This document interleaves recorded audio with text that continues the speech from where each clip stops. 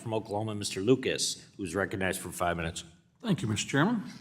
And thank you, Chairman Powell, for testifying today. I realize that my questioning point in the hearing today, probably a lot of material has been covered, but there's nothing ever wrong with asking important questions a second or third time. You've reiterated how members of the board would like to see a revised Basel proposal put out for public comment, and you're working through the process with FDIC and OCC. From my perspective, the FDIC is in a period of uncertainty, the current chairman announcing he'll resign to restore confidence in his agency, and the replacement is awaiting Senate confirmation hearings. And at the OCC, we have an acting comptroller who has not been yet confirmed by the Senate.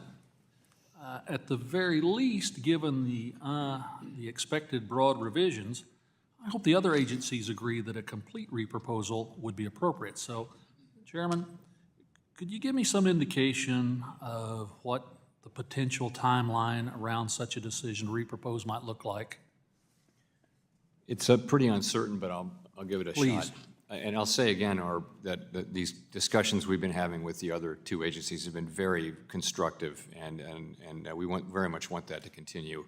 We've got pretty good agreement on the substance, and now it's about the process. So, a baseline might be that we agree on a reproposal of some kind that gives the public a chance to see these changes and react to them and write comment letters, and so that could happen. We would take us a while to write it up.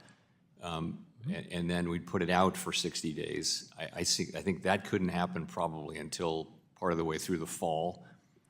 Then there would be, let's say, 60 days of comment, and we get the comments. We'd have to then evaluate the comments and think carefully about them. Having done that, we'd have to write up the final version, and that would take some time. So that probably puts you, my guess is it puts you well into next year.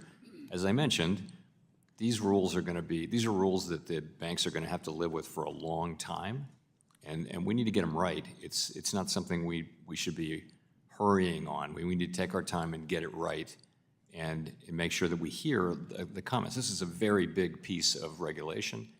A lot of things will need to be changed. There are a lot of good things in there. We want to come out with a good proposal, and that's what it'll take. To shift gears on you, Chairman, the 2024 stress test focused on commercial real estate risk, which is an area we've all been paying close attention to here on this committee. Do you agree that the results showed the financial system to be strong? Yes, I do. The folks back home are always very concerned about inflation and the period we've gone through lately, not just the basic necessities that continue to explode, but the cost of doing business and all those other issues. The fact is the inflation's still running above the Fed's 2% target, and we've seen significant price increases in food and energy over recent years. As you and I have discussed before, I started out as a young farmer in 1977 in that inflationary period during the Carter years. Then when we went through Chairman Volcker's rather, shall we say, dramatic tightening of monetary policy. And I still remember paying 17% to borrow cow feed money when I was a student in college. I was well collateralized, but that was a bargain in the fact that the cap was accessible. So I'm particularly sensitive, being a part of that generation, that if inflation isn't effectively dealt with, it can spiral out of control. Could you expand for a little bit more about your approach in dealing with inflation in a way that doesn't repeat the mistakes of the past? I just want to avoid the mistakes of the past. So I think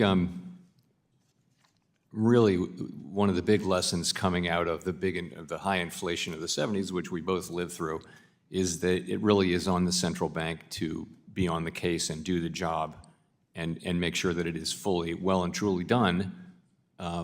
And that really that is up to the central bank. And believe it or not, that wasn't fully accepted, or that wasn't necessarily the thinking. And also, the independence of central banks was much less respected back then. All the more credit to Paul Volcker for having the courage to do it. So we now, that is an internalized lesson for people in central banking these days. We do understand that. we are committed to bringing inflation sustainably down to 2%. One last question in my remaining seconds.